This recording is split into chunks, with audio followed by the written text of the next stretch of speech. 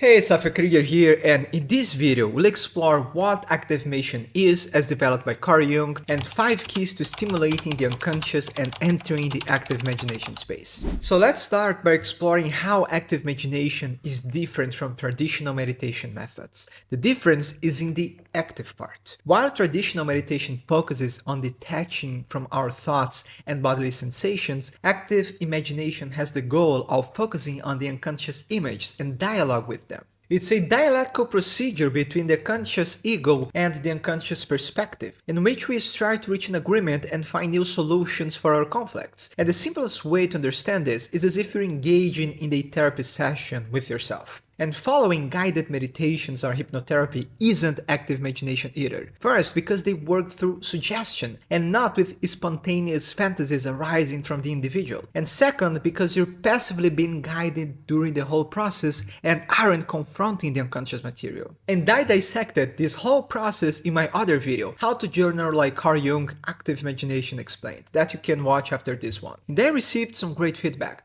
However, many people reported having trouble with starting active imagination in the first place. So that will be our focus today. So first and foremost, it's important to realize that imagery is just one means of expressing the unconscious. As Carl Jung explains, the psyche is structured around 4 functions: thinking, feeling, sensation, and intuition. In other words, a psychic image has 4 layers. This means the unconscious can be manifested through various forms, such as inner dialogue and inner speech, through creative endeavors such as painting or playing music, through emotions and bodily sensations, and even dancing. When fully immersed in active imagination, our whole body is engaged regardless of the tool we are using. Sometimes I experience my whole body shaking, tensing, and relaxing when I'm writing, because I allow myself to be fully taken by my emotions and affects. And by the way, I explore the psychological types and the 4 functions in my free book, Pieces Demystifying Jungian Psychology. And you can claim your copy down below by joining my newsletter.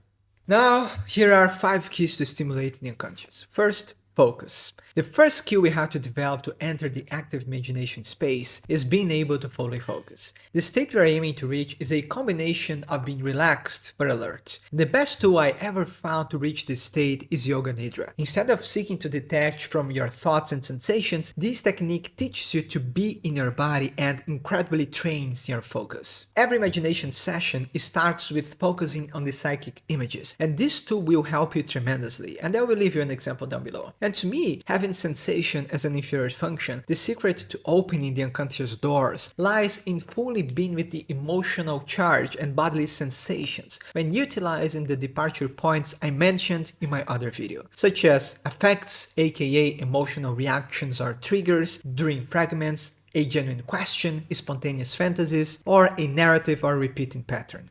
And as you focus and allow yourself to be fully taken by the experience, you will notice yourself entering the active imagination space. And as I mentioned, psychic images have 4 layers, which means it's possible to start seeing images, or maybe you will hear a few words, or simply experience a deep feeling and bodily sensations. And through writing, you can translate this experience. The second key is overcoming the inner critic. The number one thing that prevents the unconscious from being manifested is the inner critic. The nagging voice constantly judging everything that appears or berating us for being unable to achieve our goals. And regardless of your aptitude to see unconscious images, I think the easiest way to overcome this is through writing.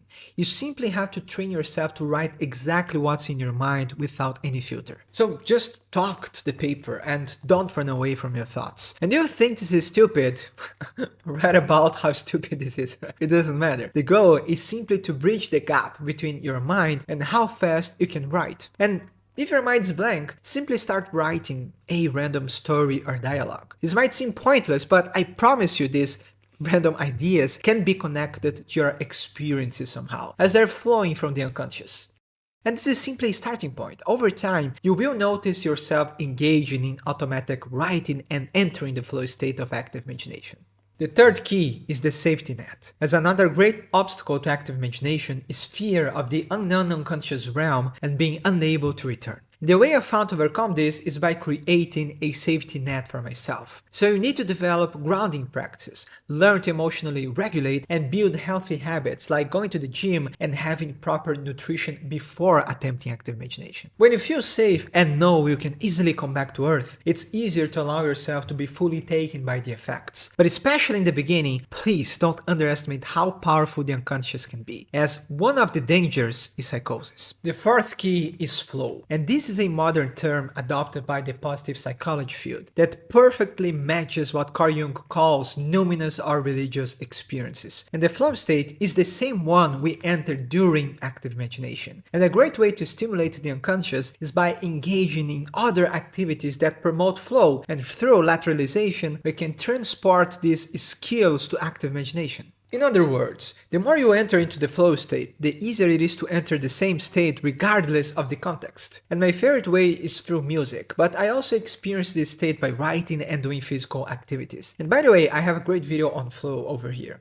The final key is rituals. As Maggie Friends states, the unconscious responds really well to rituals, both for starting and finishing, as it invites the participation of inorganic matter. And it can be something quite simple, like preparing some tea, lighting a candle, or saying a few words. And Robert Johnson shares an example of this guy who would put a special hat to start active imagination and take it off when it was finished.